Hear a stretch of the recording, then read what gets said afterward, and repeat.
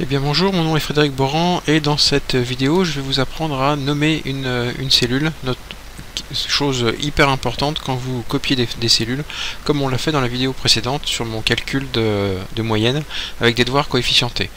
Je vous rappelle qu'ici, ce qu'on avait fait, c'est qu'il a fallu en fait figer les cellules avec des dollars pour passer non pas sur des références relatives mais sur des références absolues. Alors ici, donc vous voyez que c'est un peu, si vous regardez la vidéo précédente, c'est un peu technique, c'est un peu pénible. Il y a une méthode un peu plus simple qui est le nommage de la cellule. Alors pour nommer une cellule, on va faire les deux cas, on va nommer les trois coefs qui sont là et on va nommer le total des coefficients qui est là. Première chose, on va commencer par le total des coefficients qui est là. On va aller ici, non pas dans accueil, dans insertion mise en page, mais on va aller dans formule. Et dans formule, vous avez quelque chose ici qui s'appelle le gestionnaire de noms. Deux méthodes. Excel de 2016 vous permettent de nommer directement à partir de la sélection. Bon, ça c'est quelque chose qui est propre à 2016 et puis aux dernières versions. Donc on va simplement partir sur définir un nom. Et si on clique sur définir un nom, il nous donne un nom par défaut, total coef. Bon, à la limite ça nous va bien. Il nous dit que le nom sera connu dans tout le classeur. Bon, on peut limiter le nommage à la feuille. Ça c'est vous qui voyez. Bon, en général, bon après non, il n'y a pas de règle générale. Bon, soit classeur, soit feuille, on va le laisser là. Vous pouvez mettre un commentaire si vous voulez. Bon, on peut le mettre un total des coefficients. Bon, ça sert strictement à rien, je vous le dis. Et ce qui est intéressant, c'est le nommage. Vous voyez le faire référence là.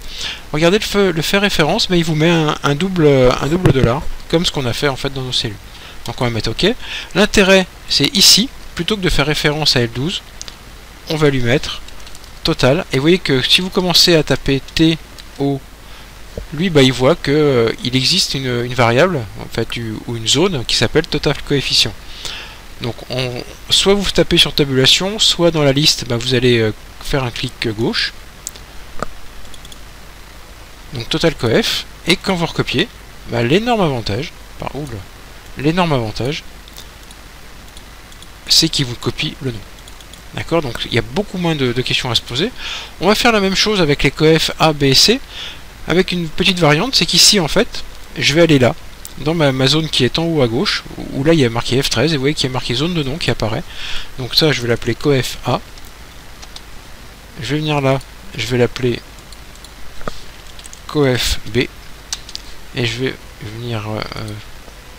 coef B. Et je vais venir là, et je vais l'appeler coef C. Et dans ma formule, qui est là, plutôt que de mettre F13 comme ça, je vais mettre coef A, coef B et coef C. Et du coup, quand je copie, vous voyez qu'ici, il m'a gardé mes noms. Donc moi, personnellement, je vous conseille cette approche en nommant vos cellules. C'est beaucoup plus propre, c'est beaucoup plus facile à gérer surtout. Et vous vous posez beaucoup moins de questions quand vous faites des copier-coller de formules. Et ça apporte énormément de lisibilité en fait à vos fonctions. Voilà, je vous laisse vous abonner à ma chaîne en cliquant sur le logo. Et je vous retrouve dans une prochaine vidéo. Merci.